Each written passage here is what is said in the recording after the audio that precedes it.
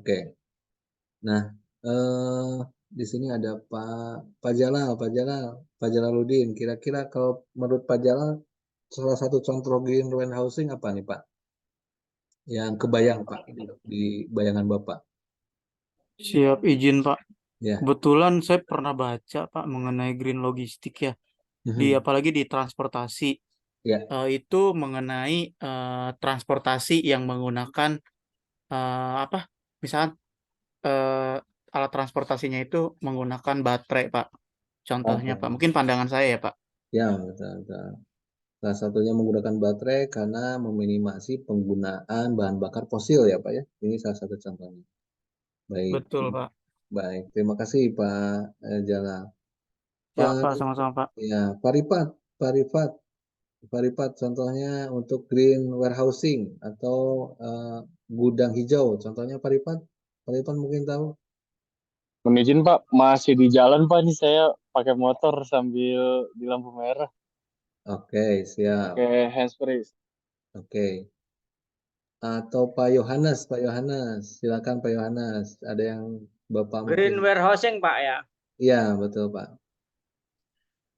Mungkin ini soal eh, penggunaan sumber daya listriknya misalnya dengan solar system pakai matahari, terus Oke.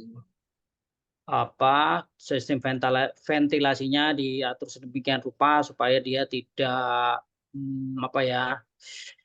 udaranya tidak lembab, jadi tidak memerlukan air conditioner seperti yang kalau yang sudah diterapkan tuh gudang Bulog saya lihat tuh emang sistem ventilasinya dia khusus gitu ya. Jadi dia beras bisa tahan 2 sampai 3 tahun gitu, Pak. Jadi itu mereka udah membuat semacam settingan untuk itu. Selain Oh, itu juga mungkin bahan-bahan yang digunakan untuk membuat gudang tersebut juga, Pak. Mungkin yang bersahabat dengan lingkungan gitu ya, Pak. Mungkin itu oke. kira-kira, Pak. Oke, baik betul ya Pak ya. Tapi saya penasaran Pak, kalau di Bulog bisa memang itu ya Pak, beras bisa direkayasa bisa sampai tahunan ya Pak, kalau mereka ya? Bisa 2 tahun lebih, Pak. Saya pernah Oh, eh, oke. betul kan kita lagi bagi beras nih, Pak, di pos ya. Jadi Mhm, saya pernah waktu yang dulu, Pak, tapi yang di waktu saya di Kupang, saya EJM Kupang itu mhm. eh, gudangnya kita kan ngecek ke apa kelayakan beras itu, Pak. Nah, Oh, oke. diambilkan kita buka satu kan, kita buka satu masih Ya. bagus gitu. Terus dia bilang ini Mas beras ini udah 2 tahun loh, tapi masih Oh, bagus. luar biasa ya. Jadi dia ngabisin stok. Kalau ya sekarang sih stoknya bagus baru semua, Pak. Jadi Bersama. ya karena sudah dibagi kan, misalnya stok lamanya udah dibuang ke CBP bantuan pangan Pak, yang bagi pos itu Pak. Oke. Seperti itu. Oke, kalau pos sekarang masih membagikan beras juga ya Pak ya untuk bantuan pangan ke masyarakat? Masih Pak, kita baru Masih. menang tender yang untuk sampai Juni Pak, Juni 2024. Jadi kita masih tetap bagi bansos beras sampai Juni 2024. Oh, siap, Ya, siap, siap. nilainya 1,2 triliun. Oh, lumayan Pak ya. Besar ya. Banyak Oke, Pak, banyak. banyak ya. Siap, siap. Terima kasih Pak Yohanes. Ini contoh untuk green warehousing tadi ya, dengan menggunakan ventilasi salah satunya. Mungkin juga ada rekayasa di sana suhu sehingga bisa terjaga barang-barang yang dalam. Oke, yang berikutnya mungkin Pak Ajis, silakan Pak. Panggilannya Pak Ajis ya. Pak Ajis, mungkin ada contoh Pak ini yang di Green Distribution atau di yang lainnya nih Pak Ajis. Siap, Pak Dodi. Ya, Mungkin menambahkan sedikit aja, Pak Dodi, dari yang siap. tadi dijelasin dari rekan-rekan. Kalau di saya itu di Bilog, Pak. Nah, di Bilog itu, jadi semuanya kan udah terdigitalisasi gitu, Pak. No, oke. Ya, jadi untuk salah satunya untuk mengurangi kertas, kita gunain digitalisasi. Jadi untuk setiap invoice, surat jalan kita udah gak pakai kertas lagi. Juga Oke. untuk yang kedua itu untuk mengenai packing, Pak. Oh, packing ya. Ya, Oke. packing kita sekarang udah pakai Infraboard, Pak. Oh, Jadi, infrared ya. ya, setiap kali pengiriman, beres pengiriman itu si Infraboardnya dibawa lagi ke gudang. Jadi, tidak ada lagi yang namanya kardus gitu, Pak. Jadi, kita mengurangi Oke. setidaknya kardus gitu, Pak. Hmm. Itu aja Bisa mungkin yang ya, untuk sementara di kita gitu, Pak, untuk siap. logistiknya. Bisa berapa tahun tuh Pak yang infraboard itu bisa bertahan Pak? Infraboard itu paling lama 1 tahun, Pak Rodi. 1 tergantung tahun ya? pemakaiannya. Tergantung Oke. mungkin penggunaan dari staff warehouse juga dari driver gitu Pak di jalan bagaimana cara Oke. pengemudinya. Yang dikirimkan biasanya Pak perishable atau barang-barang yang umum juga? Barang-barang umum Pak Dodi. Oh, Semua barang-barang umum. ya barang-barang yang bulky biasanya. Oke. Berarti itu salah satu termasuk pengurangan dari bahan-bahan yang memang resource-nya terbatas ya Pak ya? Betul, betul. Ya, baik. Baik, terima kasih Pak Aziz. Selanjutnya mungkin Pak Rahmat, silakan Pak Rahmat. Kalau monitor, Pak Rahmat, ada contoh di Green Pak yang diimplementasikan atau Bapak ketahui? Masih di mute kayaknya Pak Rahmat.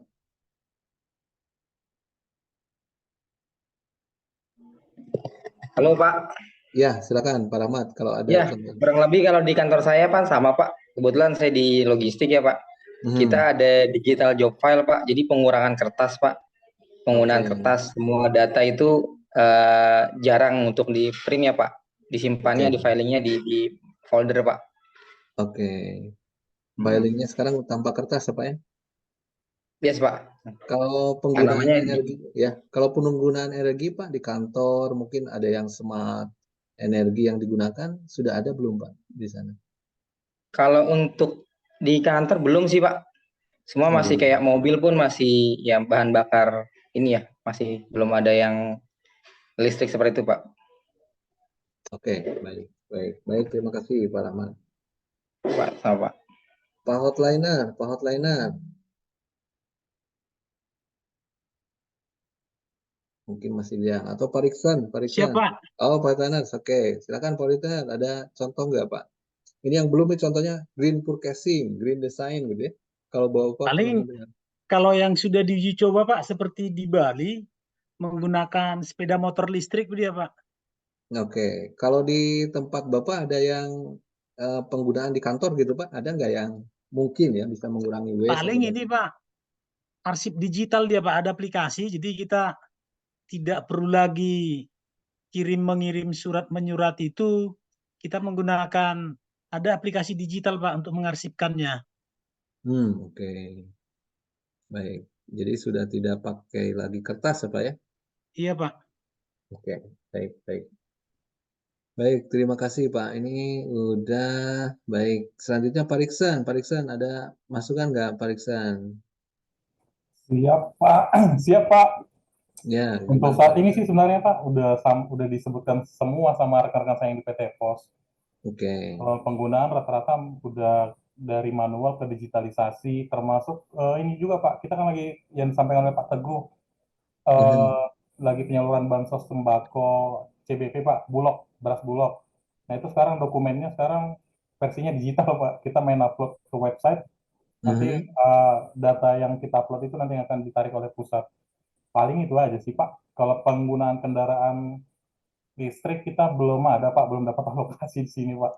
Siap Pak. Baik, terima kasih Pak Riksan. Jadi Bapak Ibu mungkin bisa menyebutkan juga sih di hal lain gitu ya yang mungkin Bapak Ibu ketahui di samping di tempat Bapak Ibu mungkin bisa ada contoh yang lain. Bu Santini ya, Bu Santini. Halo Bu.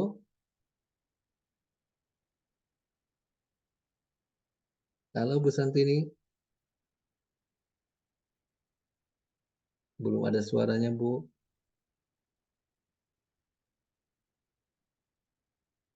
Oke, nanti kita lanjut lagi Bu. Ini belum ada suaranya. Ke Pak Haris dulu, Pak Haris. Silakan Pak Haris. Siap, Pak. Gimana Pak Haris? Kalau untuk di kantor pos itu kurang lebih semuanya udah disebutin semua sama teman-teman tadi kan. Oke. Tapi saya pernah baca satu artikel tentang Green Warehouse ini. Itu Bakri Telekom, Pak, kalau nggak salah, yang produksi kartu Asia. Jadi mereka sudah menerapkan green warehousing untuk pengembalian kartu-kartu yang nggak aktif atau rusak gitu. Oke. Jadi limbah elektroniknya di recycle kembali sama mereka tuh Pak. Seperti itu. Oh, oke. Berarti ada itunya Pak ya? Iya Pak. Ada proses tambahan gitu Pak ya untuk bisa melakukan Iya hal Pak. tersebut. Baik Pak. Terima kasih. Kemudian Bu Santini, Pak Wahyu. Halo Pak Wahyu. Monitor Pak Wahyu. Pak Wahyu mungkin belum monitor. Bu Santini, sudah bisa Bu Santini? Belum terdengar Bu suaranya. Oke. Atau Pak Faisal nih, Pak Faisal. Pak Faisal, monitor Pak Faisal. Oke, baik. Baik Bapak Ibu, kita lanjutkan. Jadi ruang lingkup dari green supply chain sama dengan green logistik Bapak ya. Jadi ada yang penerapannya di gudang, ada yang penerapannya di distribusi, ada penerapannya di transportasi, ada juga untuk raw material, ada juga untuk green design. Mungkin Bapak ini sudah pada kenal ya Pak. Jadi sekarang kampanyenya tidak menggunakan kantong kresek gitu Pak ya. Kantong kresek atau kantong dari plastik. Sekarang dirubah menjadi kantong yang memang bisa didaur ulang ya. Ini contohnya. Kemudian ada green purchasing. Green purchasing ini biasanya tadi Bapak sudah implementasi, tidak lagi melakukan proses untuk pencetakan kertas. Itu yang paling terlihat. Dan green produksi tadi sudah disampaikan juga oleh beberapa teman tadi bahwa green produksi itu memproduksi contohnya resi, contoh juga kalau menggunakan mesin tidak pakai lagi bahan fosil gitu ya, itu yang dilakukan oleh teman-teman yang banyak dimuat. Nah, Bapak, ini kenapa green supply chain ini menjadi penting? Ini dari hasil diskusi ini di kebetulan di Minus tahun 2020. Ini perubahan industri baru ini biasanya menuntut lingkungan yang mencegah limbah dan polusi. Jadi ujung-ujungnya bagaimana kita bisa sustain ya. Mungkin Bapak mengenal efek rumah kaca ya. Efek rumah kaca ini memang menjadi dasar ketika menerapkan seluruh industri itu menjadi green, termasuk di dalam bisnis logistik dan supply chain. Sehingga munculnya yaitu green logistik sekarang. Nah, green supply chain atau green logistik yang ada ini mengharuskan industri untuk meningkatkan keseimbangan. Awalnya memang dari marketing yang di-compare dengan isu lingkungan. Sehingga isu barunya adalah satu, penghematan energi, kedua, mengurangi polusi, yang ketiga, ujung-ujungnya adalah bagaimana setiap perusahaan bisa berkompetisi tapi dari sisi penghematan energi, karena dihemat energi memang sudah penting untuk mengurangi ongkos produksi. Nah, di samping itu perusahaan juga perlu memperbaiki jaringan kerja. Nah, jaringan kerja ini untuk meningkatkan supply chain, karena biasanya jaringan kerja itu hubungannya dengan masalah efisiensi. Efisiensi di sini dimaksudkan salah satu yang harus dimasukkan ke dalam KPI-nya adalah reduksi limbah. Nah, reduksi limbah inilah yang banyak dilakukan orang, sehingga kalau mengirim produk, mungkin bapak-bapak sekarang sudah sangat paham gitu ya. Orang sudah banyak disarankan untuk bawa tempat bahan-bahannya terlebih dahulu untuk dibawa ke toko atau ke supermarket. Jadi mereka harus bawa dulu gitu ya. Tidak boleh maksudnya boleh menggunakan wadah dari toko atau supermarket, tapi harus bayar. Ya. Nah, tujuan dari green supply chain ini adalah untuk mempertimbangkan pengaruh lingkungan dari semua produk atau proses, termasuk pengaruh lingkungan yang berasal dari barang atau produk yang mulai dari bahan baku sampai produk jadi. Ya. Nah, kemudian dalam aktivitas-aktivitasnya, ini diambil dari Nin Lawan sama Toke tahun 2010. Apa yang bisa dilakukan untuk bisa mempengaruhi gitu ya green di supply chain? Yang pertama ini pengadaan hijau atau green procurement ya. Pengadaan hijau ini berkaitan dengan lingkungan, bagaimana proses pembelian gitu ya. Ini bisa mengurangi pembelian atau pemakaian ulang dan daur ulang ini menjadi lebih bagus. Contohnya Bapak-bapak saat ini Levi's gitu ya, produk Levi's ini tidak lagi langsung membuang bahan-bahan yang memang bahan-bahan atau produk yang tidak laku. Mereka mengembalikan lagi ke pabrik, kemudian memproduksi ulang dengan merepair atau memperbaiki kembali dengan serial yang baru, gitu ya, model-modelnya baru. Nah, ini salah satu proses daur ulang, tapi tidak mengurangi nilai, hanya dia meningkatkan nilainya dengan variasi yang baru. Jadi kalau modelnya awalnya misalkan standar, dibuat menjadi tidak standar, misalkan dengan menempelkan aksesoris-aksesoris lain di dalam di dalam produk Levi's tersebut. Nah, di dalam proses daur ulang ini, sehingga yang procurement yang tadinya harus beli lagi bahan, nah itu tergantikan dengan diantaranya sebagian diambil dari produk yang memang tidak laku.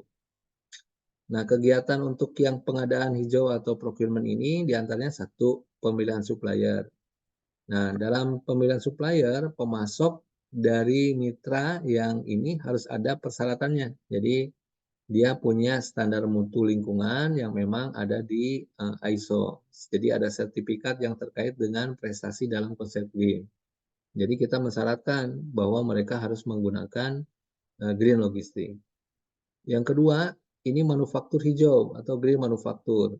Nah, manufaktur hijau ini merupakan proses produksi yang menggunakan input dengan dampak lingkungan yang rendah. Biasanya yang paling dipropagandakan adalah penggunaan mesin atau alat alat bantu yang memang berasal dari satu materialnya itu hijau, yang kedua berasal dari energinya hijau, gitu ya.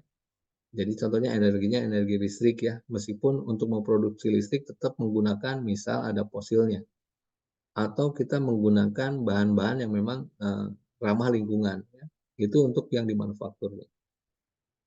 Kemudian distribusi hijau ya, distribusi hijau. Distribusi hijau ini terkait dengan ada kemasannya, kemudian hemat kemasan gitu ya. Kemudian ada penggunaan bahan yang ramah lingkungan, ini bekerja sama dengan vendor untuk standarisasi kemasan, meminimalkan penggunaan bahan, kemudian waktu pembongkaran, dan mempromosikan daur ulang. Jadi sama di distribusi ini seperti ini. Yang populer dari lama gitu Bapak-Bapak ya, ini terkait dengan penggunaan bottling yang dilakukan oleh Coca-Cola yang sudah lama, atau salah satu produsen kecap gitu ya. Dia yang tetap menggunakan dari kaca gitu ya untuk bahannya. Atau tadi ada contoh dari Pak Wahyu dengan menggunakan bahan dari apa tadi Pak Wahyu? Board ya, plastik board ya Pak Wahyu ya, untuk tidak menggunakan lagi kemasan yang lain ya. Itu bisa dilakukan dengan menggunakan ini. Nah, salah satunya Bapak, ini bahasan kemarin yaitu reverse logistik ya, reverse logistik yang memang digunakan untuk proses perbaikan dari hijaunya ya, hijaunya. Oke, Bapak izin untuk break dulu, ada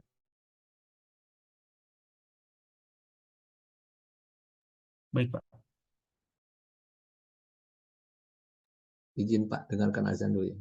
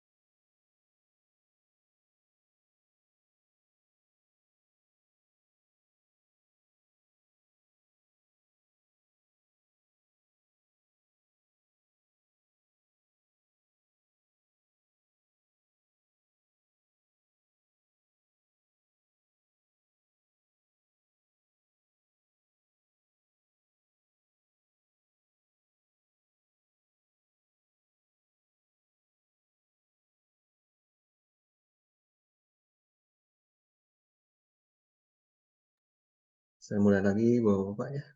Yang berikutnya adalah transportasi hijau. Transportasi hijau ini juga sama. Tadi ada yang mencontohkan, contohnya adalah mobil listrik gitu Pak ya. Penggunaan baterai atau penggunaan bahan bakar dengan menggunakan matahari gitu ya. Ini salah satunya.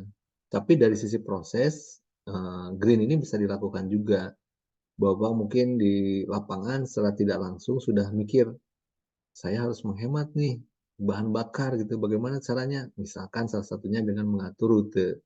Nah, mengatur rute itu salah satu acuan untuk memperingan penggunaan dari bahan bakar. Nah, ini bisa dikatakan bahwa memanage rute itu bagian dari proses melakukan perbaikan di dalam transportasi salah satunya.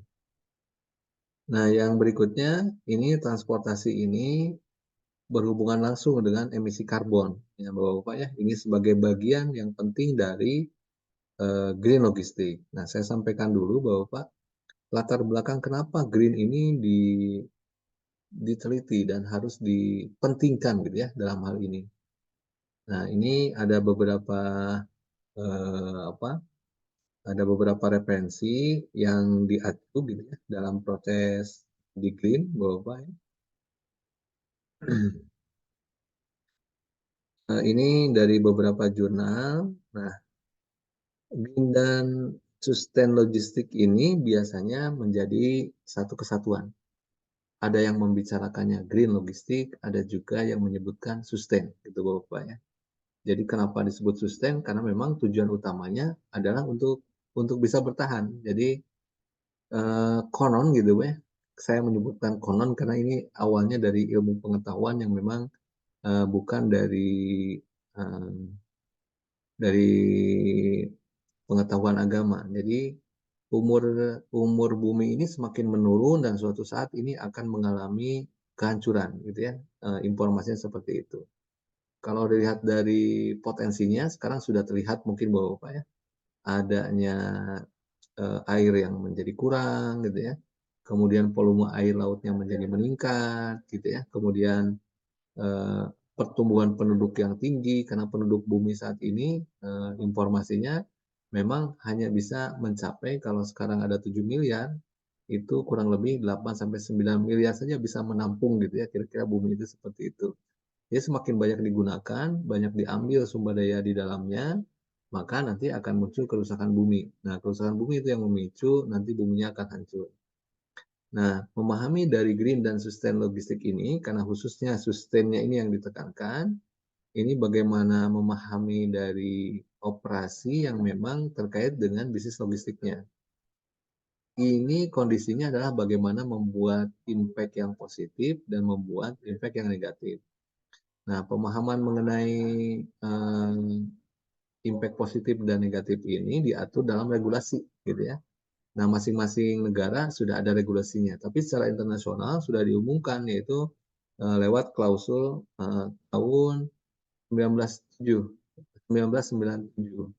Jadi ada kesepakatan di Kyoto tahun 1997 yang disepakati oleh 160 pemerintah waktu itu, termasuk salah satunya Indonesia, dalam penanganan global warming, jadi pemanasan global. Nah, realitanya Bapak, ini memang kita sudah terjadi dan ini tahun 97 sudah booming, ya mungkin kita juga merasakan sekarang. Jadi mungkin Bapak sekarang merasa ya bahwa suhu menjadi lebih tinggi, kemudian udara semakin lebih panas gitu ya. Nah, ini adalah dampak dari ini. Nah, ini ada lebih dari 190 negara ini melakukan ratifikasi terhadap protokol global warming ini dengan tujuannya adalah mereduksi 4 particular warehouse gases dan 2 grup gases. Nah, apa aja yang terkait dengan ini? Yang pertama ada greenhouse untuk gasesnya ya, partikulannya. Yang pertama ada karbon dioksida, ada metan, ada nitros oksida, sama ada sulfur heksafluorida. Jadi ada 4 yang melatar belakangi atau yang memunculkan munculnya munculnya pemanasan global atau yang kita sering sebut efek rumah kaca. Jadi 4 gas ini. Nah, 2 lagi ini terkait dengan grup dari gases ya atau kumpulan dari gas, namanya hydrofluorokarbon sama perfluorokarbon. Jadi ini disebutkan the big six. Ya, inilah yang memang dihindari. Nah, seluruh zat kimia ini atau senyawa yang ada dari yang big 6 ini dimunculkan oleh pembakaran, diantaranya 1 kendaraan, yang kedua pabrik, yang ketiga penggunaan pestisida, yang keempat ini perang, dan yang kelima adalah pencemaran yang memang dihasilkan dari laut atau jenis yang memang diperuntukkan untuk produksi. Sehingga dari kesepakatan ini bagaimana menurunkan gas-gas ini agar dia bisa mengurangi efek rumah kaca. Nah, apa yang dilakukan di dalam efek rumah kaca? Jadi Bapak, efek rumah kaca ini tahap pertama ini radiasi energi matahari sebagian besar diserap oleh bumi. Biasanya hanya untuk menghangatkan saja, Bapak ya. Nah, sebagian energi diradiasikan kembali ke angkasa. Jadi kembali lagi ke angkasa. Ya. Kemudian ada juga sebagian lagi terperangkap dalam atmosfer di sini. Jadi kembali lagi ke bawah. Nah, yang kembali ke bawah inilah lapisan gas rumah kaca yang menebal menyebabkan semakin banyak energi yang terperangkap dan meningkatkan suhu atmosfer tubuh. Jadi yang warna hijau ini dia ditangkap oleh lapisan gas rumah kaca. Nah, gas yang ini terdiri dari 6 yang tadi, ya, 2 senyawa dan 6 unsur dari gas kimia tadi. Nah, inilah yang menyebabkan kenapa buminya menjadi panas. Nah, itu yang menjadikan efek rumah kaca ini berbahaya bagi kehidupan di manusia, gitu ya. Nah, inilah yang dihindari ketika dalam prosesnya di bumi ini untuk menghindari gas-gas tadi bisa terproduksi. Nah, mungkin Bapak pernah melihat seperti ini. Ini gas metan itu selain diproduksi oleh bahan bakar, juga ini gas metan itu diproduksi oleh misalkan terjadinya gunung berapi meletus, gitu ya. Jadi dengan adanya gunung berapi yang meletus, kemudian ada produksi yang makin banyak, ini juga menjadi masalah gitu ya bagi kita terkait dengan hal-hal yang ini. Nah, potensinya apa? Semakin banyak gas metan, ya ini Pak, meningkatnya temperatur di bumi ini. Ya. Nah, ini dari 2015, Bapak ya, Annual Greenhouse Gas Emission Sector. Jadi dapat dilihat di sini yang paling besar ini adalah power station sebesar 21,3%. Yang kedua ini 16,8%, ini adalah proses industri. Yang ketiga ini 14% di bahan bakar transportasi. Yang kelima ini agrikultura bioproduk. Yang keenam ini dari fossil fuel retrieval, jadi processing dan distribusi. Yang berikutnya adalah residential, jadi rumah, komersial, dan other source ini 10,3. Kemudian ada land use dan biomasa, ini 10%. Kemudian ada waste, disposal sama treatment, ini 3,4. Jadi 50% terbesar itu adalah power station, industri, proses-proses industri, transportasi, kemudian ada bioproduk yang agrikultura, termasuk ini fossil fuel retrieval. Jadi hampir semuanya diduduki oleh memang yang memproduksi, gitu ya, kira-kira seperti itu. Nah, produksi karbonnya ini ternyata besar nih untuk yang power station tadi. Metan juga besar, Pak. Dan nitros oksida juga besar nih. Jadi nitros oksida yang menyebabkan munculnya bertambahnya dari lingkaran efek rumah kaca tadi.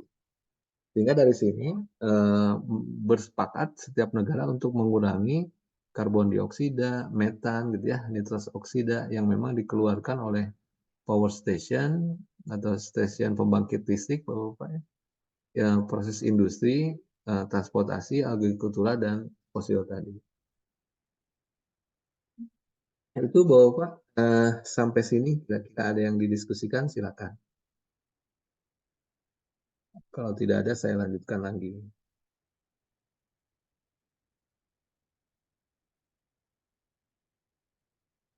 Baik, kalau tidak ada, saya lanjutkan ke slide yang tadi. Nah, Bapak-Bapak, nah ini ada green design ya. Tahun 2008 berdasarkan hasil penelitian, ini ada green design bagaimana kita melakukan rancangan untuk green. Yang pertama, ini produk recovery. Ya. Saya mulai dari sebelah kanan dulu. Ini produk recovery. Kemudian melakukan proses distribusi. Yang ketiga, untuk manufaktur. Yang keempat, mengekstraksi dari raw materialnya. Nah, Bapak, kita bisa melihat bahwa produk recovery ini sangat penting karena begitu kita memproduksi produk baru, pasti akan membuat sumber daya atau memakai sumber daya yang baru. Maka produk recovery ini menjadi tujuan di dalam green design-nya. Karena dari sinilah mulainya produk itu diproduksi. Nah, untuk produk recovery ini biasanya kaitannya dengan manufaktur. Bagaimana manufaktur bisa merecover juga produk-produk yang ada di manufaktur ini. Sehingga memudahkan orang untuk membuat alternatif ketika melakukan proses recycle atau reusing ini. Nah, untuk yang distribusi sama extraction raw material sourcing, karena sourcing ini terkait dengan manufaktur dan produk recovery, distribusi ini kaitannya dengan transport ya. Bagaimana kita bisa melakukan proses untuk pengiriman yang efisien.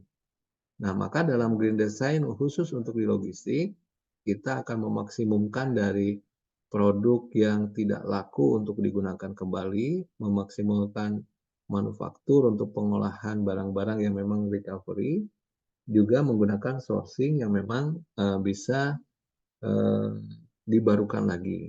Nah, distribusi peranannya adalah memperbaiki dari transportnya. Nah, isu utama di transportasi, Bapak, yang disampaikan tadi, bagaimana kita mengurangi emisi jejak karbon, meminimalkan dampaknya terhadap lingkungan. Ya. Nah, penurunan emisi ini memang perlu dielaborasi dengan kinerja emisi. Nah, contohnya misalkan rata-rata jumlah liter bahan bakar per kilometer.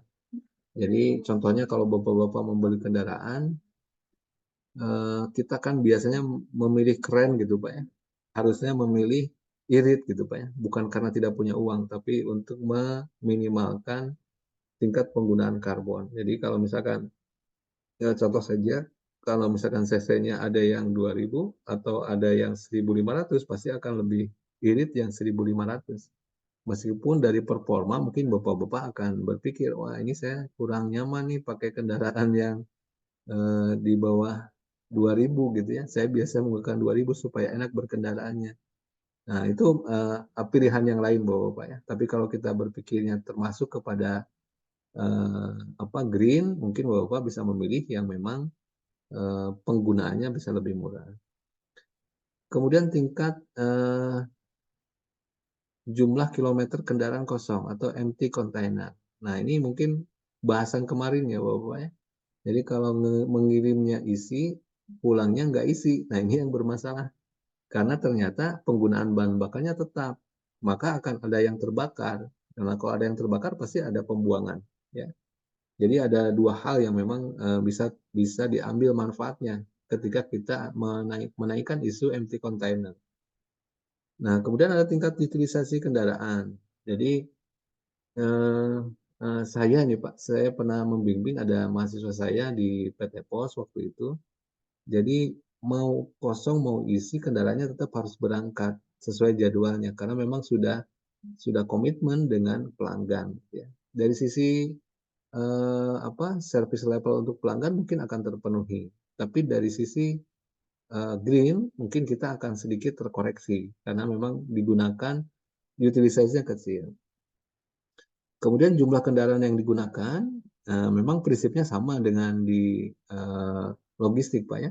Meskipun di logistik bukan berpikir kepada green-nya, tapi berpikir kepada utilitasnya seperti tadi. Jadi kalau jumlah yang digunakan kendaraan sedikit jauh lebih efektif atau lebih efisien gitu ya untuk di anggarannya.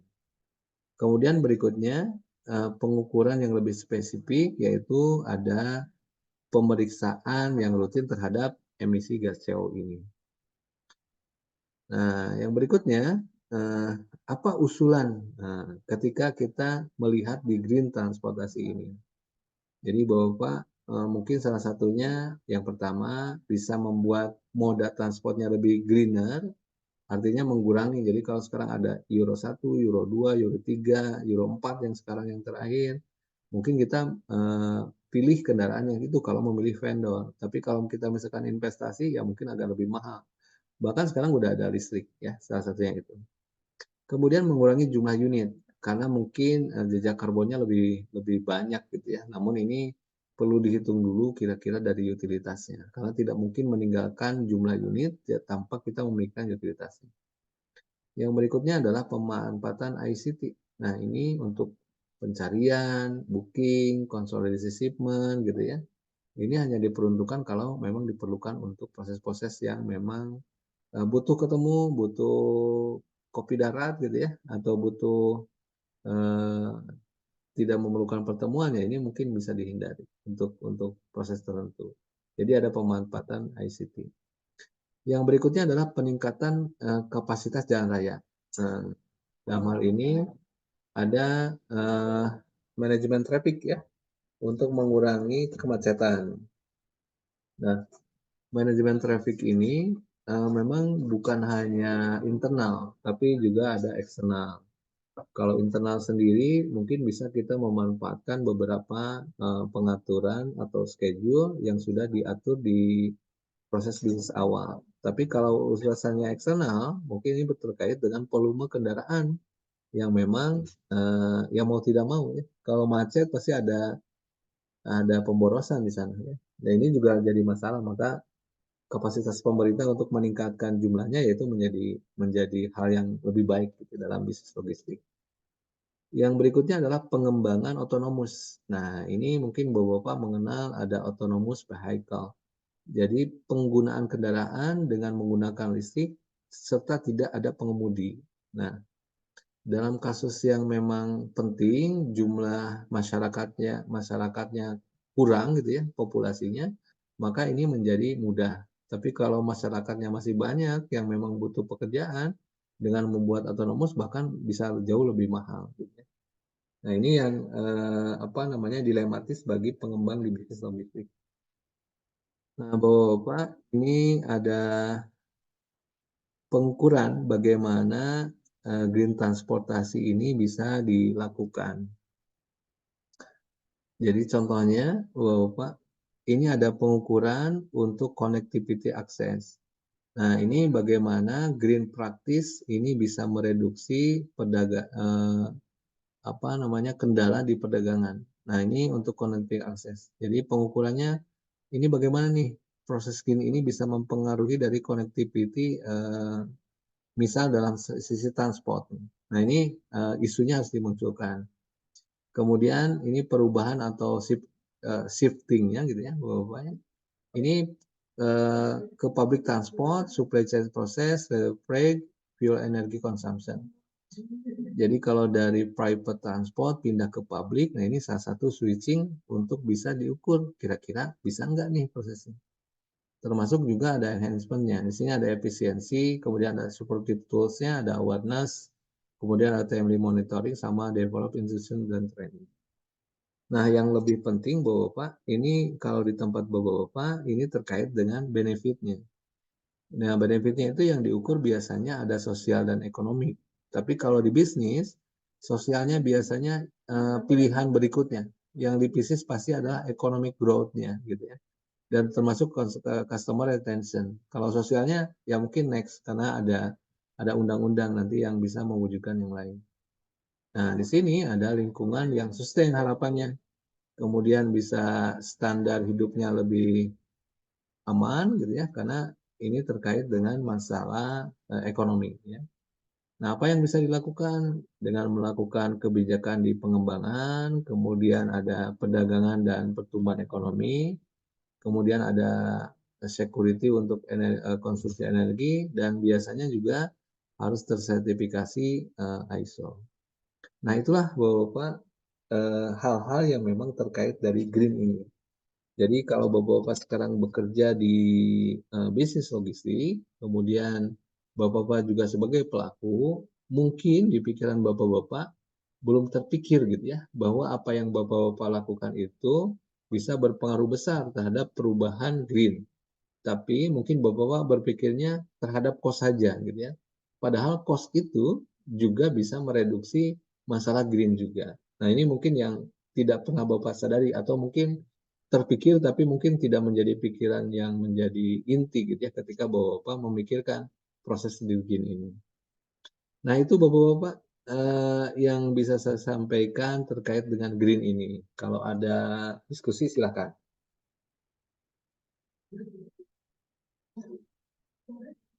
Pak Faisal, ada yang mau didiskusikan? Silakan Pak Faisal. Izin, Terima Pak. kasih. Oh, silakan. Monggo Pak Teguh, monggo Bapak dulu, monggo silakan Pak. Silakan Pak Teguh. Oh, enggak, saya hanya cerita aja Pak ini. Jadi saya pernah melihat truk Pak ya, truk yang bagus gitu. Kayaknya punya gudang garam deh kayaknya. Atau jarum. Ya, itu memang sering lewat di dekat perumahan saya ini di sini. Jadi dia kalau pulang kosong itu kan dia tiga sumbu Pak ya, rodanya, roda depan, belakangnya 2. Jadi mungkin 10 roda ya kalau nggak salah. Nah, itu ban belakang yang sumbu ketiganya itu bisa naik ke atas Pak. Jadi tidak nempel di aspal gitu. Jadi lebih hemat ya kan. Itu mungkin salah satu teknologi yang mungkin juga salah satu tensi Pak ya gitu ya. Kalau nggak salah truknya gudang garam Pak. Oh, oke. Memang itu salah satu untuk cara penghematan, Pak. Ya, betul Pak. Betul. Cara penghematan. Karena mungkin Bapak di PT Pos umur ban itu kan semakin cepat habis, itu semakin cepat mengeluarkan biaya lagi ya Pak ya? Betul Pak, kan ganti ban, walaupun vendor ya, tapi kan artinya kalau ada teknologi otomotif yang bisa mengangkat ban itu, saya kira itu sangat sangat efisien lah jadinya. Seperti itu. Betul Pak Yohanes, betul Pak Yohanes juga. Ya, terima kasih Pak. Ini salah satu ya mungkin kita baru menyadari setelah ini Bu ya mungkin Pak ya. Bagian dari ternyata ini juga mempengaruhi dan bisa mereduksi Pak ya, di samping ongkos. Ya, mereduksi biaya, betul. Ya, biayanya bisa masuk. Ya. Ya, terima kasih Pak Yohanes Teguh ini sudah bisa memberi contoh tambahan terkait dengan green. Silakan Pak Faisal. Baik Pak, terima kasih Pak terkait dengan green SCM, Supply Chain Management gitu kan. Untuk di PT Pos sendiri khususnya di kantor cabang Pak, kalau di kami lebih cenderung itu adalah karena kita di cabang untuk lebih cenderung adalah di pengolahan incoming Pak. Incoming. Ya. Di mana pengolahan incoming itu kita mendapatkan segel Pak. Nah, kiriman segel yang didapatkan dari SPP, Sentral Produksi, itu kami digunakan kembali Pak. Digunakan kembali sehingga pemakaian segel baru itu bisa dapat diminimalisir gitu. Jadi ya mungkin dalam penghematan penggunaan raw material kami Pak dalam operasional khususnya di internal ke cabang-cabang kami yang ada di wilayah kerja operasi kami Pak gitu. Jadi sehingga apa namanya, raw material baru itu bisa kita gunakan kembali untuk mengurangi apa namanya, penggunaan yang berlebih. Mungkin dari kami Pak, untuk green supply chain management dalam hal penggunaan raw material Pak, dapat kami contohkan seperti itu Pak. Baik, baik. Terima kasih Pak Faisal. Ini salah satu contohnya Kami mungkin terkait dengan itu ya Pak Faisal ya. Terima kasih. Ada nggih, tambahan baru. ya, nggih. Penggunaan raw material Pak. Siap, siap. Nggih. Terima kasih Pak Faisal. Yang lain Bapak-Bapak ada yang didiskusikan lagi? Halo Pak. Ya, silakan. Udah ada Pak. Oh, udah ada ya Pak? Ya, udah muncul sekarang saat ini. Gimana Iya. saat ini? Kebetulan saya dulu pernah bekerja di salah satu manufaktur recycle Pak. Gimana? Recycle botol plastik Pak, berbahan PET. Ya, ya. Gimana tuh, Bu? Iya. Iya, jadi ini terkait ke green-nya ya Pak, berarti green raw Betul. material. Betul, betul, Bu. Gimana, Iya. Bu? Jadi biasanya tuh saya kan bagian procurement tuh Pak. Iya, biasanya kita nyari supply-nya itu botol plastik yang bahannya PET, lalu akan diproduksi menjadi end product-nya itu berupa biji plastik Pak. Oke. Iya. Berarti dia daur ulang ya, Bu ya? Iya Pak, daur ulang. Oke. Itu salah satu reproduksi berarti ya, Bu ya, maksudnya ya? Iya betul, diproduksi jadi Sampai biji plastiknya plastik. aja, Bu? Jadi sampai biji plastik dikirimkan lagi ya, Bu? Iya. Oke. Sampai biji plastik itu nanti dikirimkan lagi kan produk akhirnya berupa biji plastik, nanti dari situ dikirimkan ke customer. Oke. Berarti biji plastik itu menjadi raw material baru yang akan nanti dikirimkan ke customer ya, Bu ya?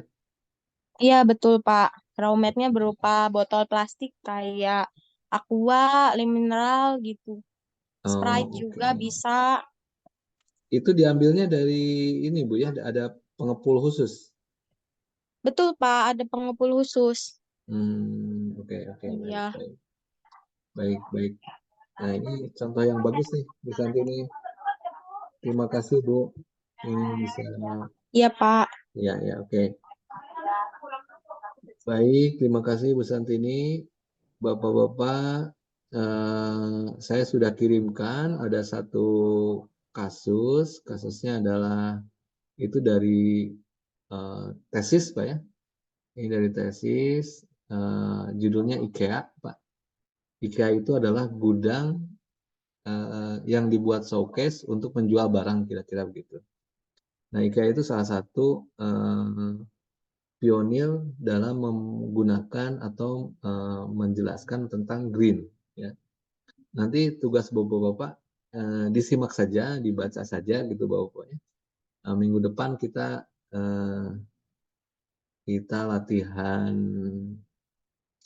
latihan untuk kuis Pak ya. Tadinya saya mau hari ini, tapi saya nanti minggu depan saja Pak, supaya agak banyak bahannya. Mudah-mudahan kita bisa melakukan bisa lebih cepat. Nanti ada materi dulu, baru setelah itu ada kuisnya, supaya bapak-bapak yang terlambat nanti bisa mengikuti. Itu mungkin bapak yang bisa saya sampaikan pada hari ini. Kalau tidak ada yang didiskusikan, mungkin kita bisa akhiri pertemuan. Baik, saya izin Pak mengambil foto dulu.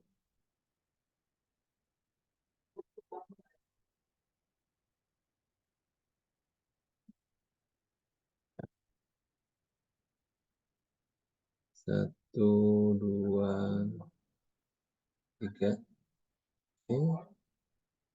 Saya biasa kirimkan di grup juga.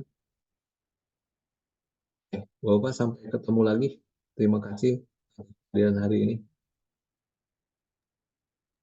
Terima kasih Pak. Terima kasih Pak. Ya, Terima kasih banyak Pak. Terima kasih. Terima kasih Pak. Ya, saya izin ya Pak.